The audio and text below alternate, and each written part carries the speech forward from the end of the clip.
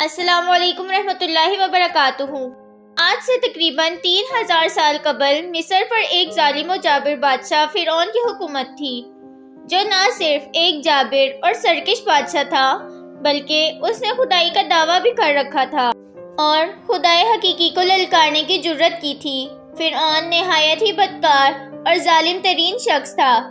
فرعون نے اپنی رعایا کو حکم دیا تھا کہ وہ اس کے آگے سجدہ کریں، اور جو کوئی بھی اس کو سجدہ کرنے سے انکار کرتا تو فرعون اس پر ظلم کے پہاڑ ڈھا دیتا، یہاں تک کہ اس کو قتل کروا دیتا۔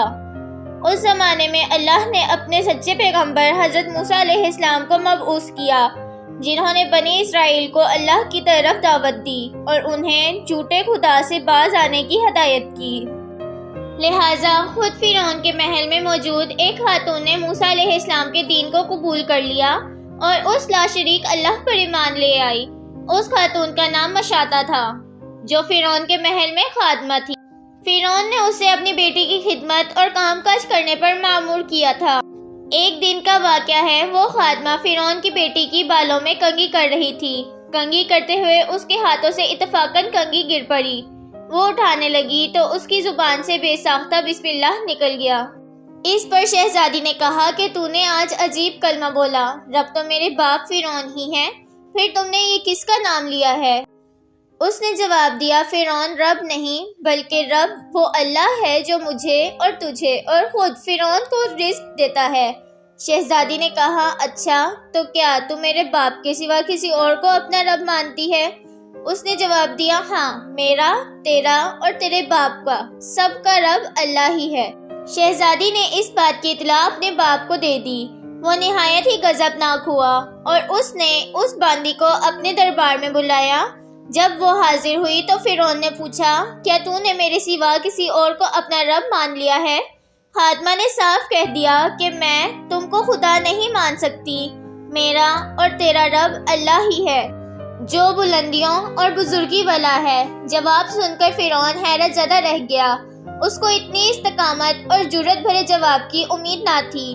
فرعون نے سوچا کہ اس عورت کو ایسی عبرتناک سزا دینی چاہیے کہ اس طرح کی جرت دوبارہ کسی شخص کو نہ ہو۔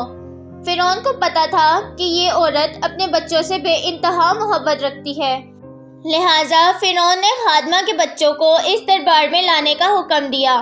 پھر فرعون نے سپاہیوں کو حکم دیا کہ ایک بڑی دیگ میں تیل کھلوایا جائے۔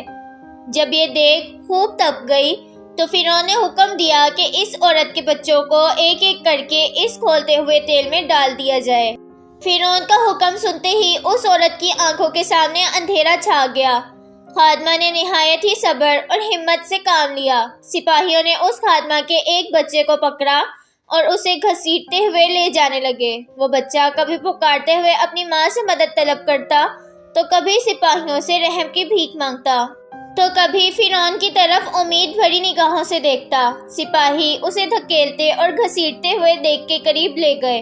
خادمہ اپنے بچے کی طرف محبت بھری نظروں سے دیکھ رہی تھی اور اسے الوداع کہہ رہی تھی۔ چند لمحات میں اس کے جگر کے گوشے بچے کو کھولتے ہوئے تیل میں انڈیل دیا گیا اور کچھ ہی لمحے میں اس معصوم کی ہڈیاں تیل کے اوپر تیرنے لگیں۔ فرعون نے خادمہ کی طرف دیکھا اور کہا کہ اب اس نادیدہ خدا کو چھوڑ دو اور مجھے رب مان لو۔ خاتون نے دلیرانہ نظروں سے فرعون کو دیکھا اور اسے خدا تسلیم کرنے سے انکار کر دیا۔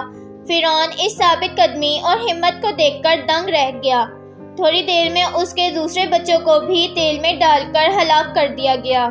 اب سپاہی اس خاتون کے سب سے چھوٹے بچے کی طرف بڑھے جو شیرخوار اور معصوم تھا۔ جب سپاہیوں نے اس بچے کو چھینا تو بچے نے زور سے چیخ ماری۔ ماں کا کلیجہ منہ کو آ گیا اور اسے ضبط نہ رہا۔ وہ زمین پر گر پڑی اور زار و کتار رونے لگی۔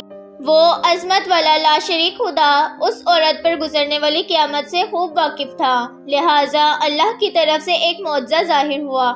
وہ شیرخوار بچہ جو بول بھی نہیں سکتا تھا، اس کی زبان میں بولنے کی قوت آ گئی۔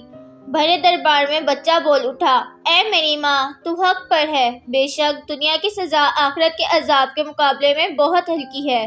فرعون کے دربار میں موجود لوگ اس بچے کی آواز سن کر حیرت زدہ رہ گئے، مگر ان کے دلوں پر لگے کفر کے تالے پھر بھی نہ کھلے۔ کچھ ہی دیر میں اس بچے کو بھی دیگ میں ڈال دیا گیا۔ اور یہ بے خطا معصوم موت کی آغوش میں چلا گیا۔ اپنے تمام بچوں کو اپنی آنکھوں کے سامنے فرعون کے ظلم کی بھینٹ چڑھتے ہوئے دیکھنے کے بعد اس خادمہ کا دل پھٹ پڑا تھا۔ اگر وہ چاہتی تو وہ اپنے بچوں کو اس دردناک موت سے بچا سکتی تھی۔ اسے صرف ایک کلمہ کفر پڑھنا تھا، مگر یہ صرف جان بچانے کا ایک بہانہ ہوتا۔ مگر اسے یقین تھا کہ اس کے رب کے پاس اس کے لیے جو کچھ ہے وہ اس ختم ہو جانے والی دنیا سے کئی زیادہ ہے۔ اب سپاہیوں نے اس خادمہ کو پکڑا اور دھکیل کر اس دیگ کے پاس لے گئے۔ خادمہ کے ذہن میں ایک بات آئی۔ اس نے فرعون کی طرف دیکھ کر کہا، رکو، میری ایک درخواست ہے۔ یہ سن کر فرعون کو کچھ امید پیدا ہو گئی۔ فرعون نے کہا، ہاں بتاؤ، کیا خواہش ہے؟ عورت نے کہا، تم میری اور میرے بچوں کی ہڈیاں ایک ساتھ جمع کر کے ایک جگہ دفن کر دینا۔ پھر اس نے اپنی آنکھیں بند کر لیں اور اسے بھی دیگ میں پھینک دیا گیا۔ اس واقعے کے 2000 سال کے بعد آخری نبی حضرت محمد صلی اللہ علیہ وآلہ وسلم اس دنیا میں تشریف لائے۔ آپ صلی اللہ علیہ وآلہ وسلم کو ایک رات معراج کے سفر پر لے جایا گیا۔